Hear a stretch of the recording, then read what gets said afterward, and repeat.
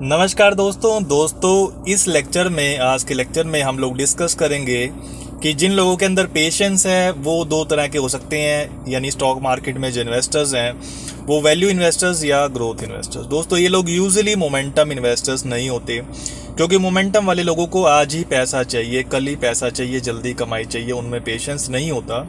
और बहुत सारे लोग दोस्तों ऐसे हैं, इसलिए मोमेंटम में काफ़ी ज़्यादा भीड़ होती है। यानी कि सारी की सारी दुनिया जो है वो मोमेंटम को चेज कर रही होती है, और बड़े कम लोग होते हैं जिनमें पेशेंस होता है, तो वो लोग वैल्यू या ग्रोथ स्टाइल को चेज कर रहे होते हैं। अब हम बात करेंगे ये वैल्यू और ग्रोथ स्टाइल के बारे में थोड़ा सा डिस्कस कर लेते हैं, क्योंकि ये दोनों स्टाइल काफ़ी अलग होते हैं दोस्तों। क्योंकि ग्रोथ वाले अक्सर कहते हैं कि वैल्यू स्टाइल जो है मतलब ठीक इतना अच्छा भी नहीं है, और वैल्यू वालों को लगता है भैया ग्रोथ में कुछ इश्यूज हैं। तो कुछ ना कुछ दोस्तों दोनों के कारण होते हैं। कई बार तो ऐसा लगेगा कि दोनों में बड़ी अपोजिट सी सिचुएशन है। जैसे एक एग्जांपल से हम लोग शुरू करते हैं चाइना से दोस्तों। तो चाइना में वैल्यू इन्वेस्टर आज के टाइम पे इन्वेस्ट कर रहा है और ग्रोथ इन्वेस्टर्स को अवॉइड करते हैं। कारण क्या है? चाइना में जो जीडीपी ग्रोथ है वो पिछले काफ़ी सालों में, 30 सालों में लगा लीजिए 9% की एवरेज थी। अब वो घटते घटते पिछले 10 सालों में अगर आप एवरेज देखोगे तो 7.5% का नजर आएगा, और एट प्रेजेंट वो 5% रह गई। तो ग्रोथ दोस्तों घट रही है लगातार जीडीपी में। तो कॉरपोरेट्स भी दोस्तों कम कमाएंगे ओब्वियसली, और चाइना दुनिया भर से झगड़ा कर रहा है, तो उससे भी लगता है कि ग्रोथ रेट वहाँ पे कम होगी, और चाइना में काफ़ी सारे ग्रोथ के इशू लगते हैं। पॉपुलेशन जो चाइना की है वो एज हो चुकी है, वहाँ पे जो मीडियन एज है वो भी 35 साल से दोस्तों ज़्यादा है। इंडिया में 27-28 साल है। तो जो ग्रोथ इन्वेस्टर्स हैं वो चाइना को दोस्तों अवॉइड करेंगे, क्योंकि उनको वहाँ पे ग्रोथ ही नहीं नजर आ रही। ग्रोथ इन्वेस्टर दोस्तों टिपिकल होता है, वो कहता है यार जहाँ पे ग्रोथ है ना, जहाँ पे कॉम्पिटिटिव एडवांटेज है, मैं तो वहाँ पे इन्वेस्ट करूंगा। जैसे यूएस में लोग आर्टिफिशियल इंटेलिजेंस में इन्वेस्ट कर रहे हैं, उनको लगता है भाई ये ऐसी टेक्नोलॉजी है जो दुनिया को बदल देगी। या फिर ग्रोथ वाले वहाँ भी इन्वेस्ट करते हैं जहाँ पे टेक्नोलॉजी का कोई असर ही ना हो और कंपनीज का कोई और ही बिजनेस मॉडल है। लेकिन ये ग्रोथ वाले बंदे डेफिनेटली कॉम्पिटिटिव एडवांटेज पे काफ़ी ज़्यादा फोकस करते हैं कि ये बंदा दुनिया से अलग है, ये कंपनी दुनिया से अलग है, ये कुछ और ही कर रही है और इसके जैसा कोई और नहीं कर सकता। अगर पूरी कंट्री देश की 12% नॉमिनल जीडीपी हमारे देश में बढ़ रही है, तो ग्रोथ वाला कहेगा यार 25-30% वाली कंपनी दिखाओ जो वैसे ग्रो कर रही है, और क्यों कर रही है, उसकी कॉम्पिटिटिव एडवांटेज क्या है। तो दोस्तों ग्रोथ वालों का तो फोकस ही यहाँ पे है कि मोनोपोली लो, ओलिगोपोली लो। तो ये लोग जोमेटो खरीद लेंगे, शेयर प्राइस कितना भी महंगा हो, ये कहेंगे भैया दो ही कंपनी है, जोमेटो स्विगी वगैरह, 2-4 ही कंपनी है फूड डिलीवरी में। मतलब एंट्री बैरियर्स भी देखते हैं लोग कि भैया कोई और नया प्लेयर नहीं आ सकता। तो या जैसे अदानी एंटरप्राइज है भाई, उसके पास मुंबई का एयरपोर्ट है, एयरपोर्ट तो एक ही है ना भैया, ठीक है, तो और बड़ा बिजी एयरपोर्ट है।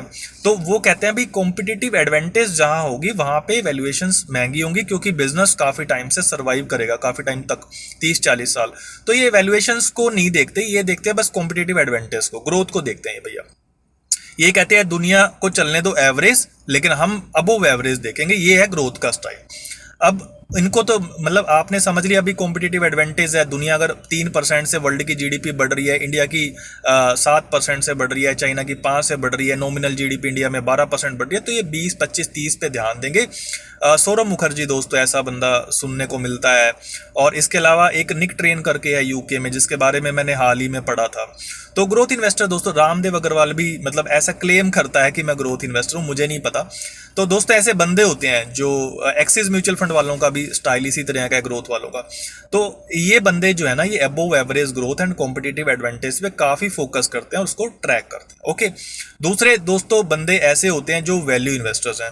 अब ये बंदे कहते हैं ठीक है ग्रोथ मेरे को ठीक ठाक दे दो, जैसे नॉमिनल जीडीपी 12% से बढ़ रही है तो 12% वाला हम ले लेंगे, कोई दिक्कत नहीं है, लेकिन हमें वैल्यूएशन सस्ती चाहिए। यानी जो लॉन्ग टर्म एवरेज है किसी चीज की, हमें उससे कम चाहिए दोस्तों। तो ये इस एंगल से सोचते हैं। मान लीजिए बैंकिंग सेक्टर है। अब बैंकिंग सेक्टर का पहले प्राइस टू अर्निंग रेशियो जितना होता था, मतलब 17-18 तो होता ही था, तो अब चल रहा है 15। तो कहेंगे जी निफ्टी बैंक ले लो, ये बड़ा सस्ता है। पहले लॉन्ग टर्म का 18 था, अब जो है 15 है। ग्रोथ रेट अगर देखें तो पहले भी यही थी 15 से 20% की एवरेज में, अभी भी वही आ जाएगी। तो मतलब ग्रोथ रेट के हिसाब से मतलब वो ये नहीं कह रहे जी 40% ग्रोथ वाला देंगे, नहीं भैया, ठीक है 10-15% वाला चल जाएगा। और कॉम्पिटिटिव एडवांटेज ठीक ठाक सी हो, कोई बात नहीं, बस मरे ना, जिंदा रहे। तो ये लोग जो है ना सर्वाइवल पे ध्यान देते हैं, और मॉडरेट ग्रोथ मिल जाए कोई बात नहीं, लेकिन वैल्यूएशन अच्छी मिलनी चाहिए। तो अब ये लोग चाइना में क्यों पैसा लगा रहे हैं वैल्यू इन्वेस्टर्स? इनको लगता है अभी चाइना की ठीक है जीडीपी ग्रोथ रेट कम है, लेकिन 5% है भैया, तो वर्ल्ड में अभी भी काफ़ी है। इंडिया के बाद तो दूसरे नंबर पे यही आता है, काफ़ी बड़ी इकोनॉमी है। चाइना जिंदा तो रहेगा, मर तो नहीं जाएगा भैया, है ना। पॉपुलेशन एज हो गई है, लेकिन चाइना हो सकता है कंजम्पशन बूस्ट कर दे, क्या कर दे, तो ठीक है चाइना सर्वाइव करेगा। ग्रोथ रेट बहुत ज़्यादा नहीं होंगी, मतलब नॉमिनल सा ठीक ठाक चलता रहेगा। डिस्प्यूट है वर्ल्ड के साथ, कोई बात नहीं, तानाशाह सरकार है, कोई बात नहीं। वैल्यूएशंस डर्ट चीप लग रही है दोस्तों। डर्ट चीप का मतलब है जो सस्ते से भी सस्ता हो। अगर आपका प्राइस टू अर्निंग मल्टीपल 10 के आसपास चल रहा है दोस्तों, अर्निंग यील्ड 10% होगी, तो कहने का मतलब वैल्यूएशंस वाला कहता है यार डी वैल्यू मेरे को अगर कहीं पे मिल रही है और मेरे को लगता है वो कंट्री सर्वाइव करेगा या वो सेक्टर सर्वाइव करेगा, तो फिर मैं वहां पे क्यों ना इन्वेस्ट करूं। तो अगर उनको सर्वाइवल लगता है दोस्तों, वो फिर वहां पे इन्वेस्ट करते हैं और वो ऐसी अपॉर्चुनिटी मार्केट में ढूंढ लेते हैं, पैसा कमाते हैं दोस्तों। तो इस तरह से वैल्यू और ग्रोथ स्टाइल दोस्तों एक्ट करता है। धन्यवाद, शुक्रिया।